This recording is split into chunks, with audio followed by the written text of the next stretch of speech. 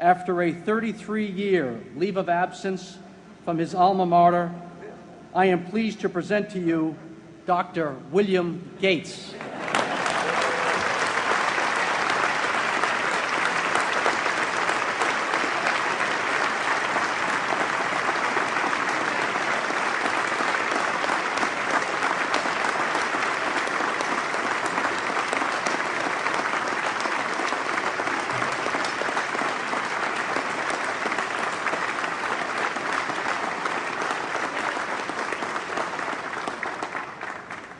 Thank you. President Bach, former President Rudenstein, incoming President Faust, members of the Harvard Corporation and the Board of Overseers, members of the faculty, parents, and especially the graduates. I've been waiting more than 30 years to say this. Dad, I always told you I'd come back and get my degree.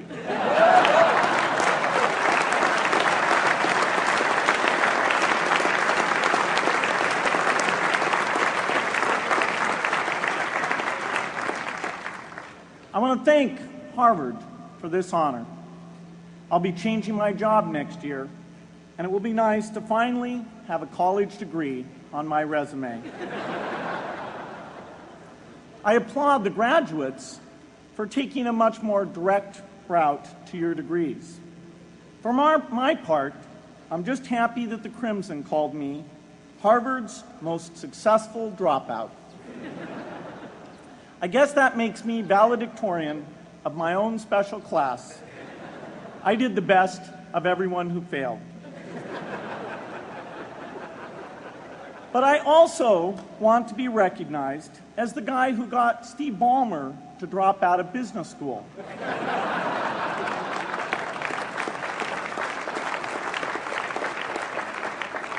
I'm a bad influence.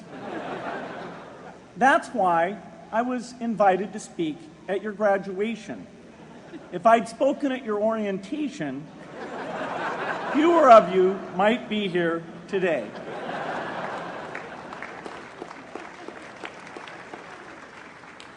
Harvard was a phenomenal experience for me. Academic life was fascinating. I used to sit in on lots of classes that I hadn't even signed up for. And dorm life was terrific. I lived up at Radcliffe in Currier House. There were always a lot of people in my dorm room late at night discussing things because everyone knew that I didn't worry about getting up in the morning. That's how I came to be the leader of the antisocial group. We clung to each other as a way of validating our rejection of all those social people. Radcliffe was a great place to live. There were more women up there, and most of the guys were math science types. The combination offered me the best odds, if you know what I mean. That's where I learned the sad lesson that improving your odds doesn't guarantee success. One of my biggest memories of Harvard came in January 1975 when I made a call from Currier House to a company in Albuquerque, New Mexico that had begun making the world's first personal computer. I offered to sell them software. I worried they would realize I was just a student in a dorm and hang up on me. Instead, they said, "We're not quite ready. Come see us in a month," which was a good thing because we hadn't written the software yet.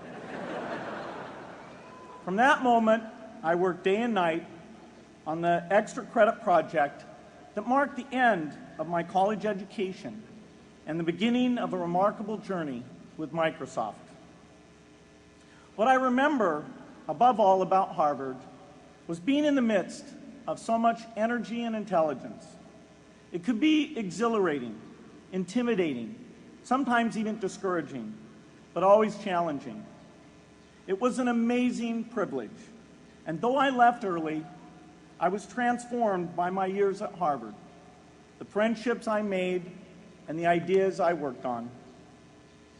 But taking a serious look back, I do have one big regret.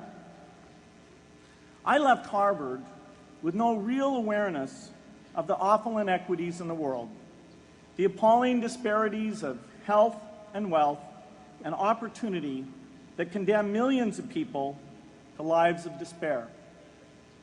I learned a lot here at Harvard about new ideas in economics and politics.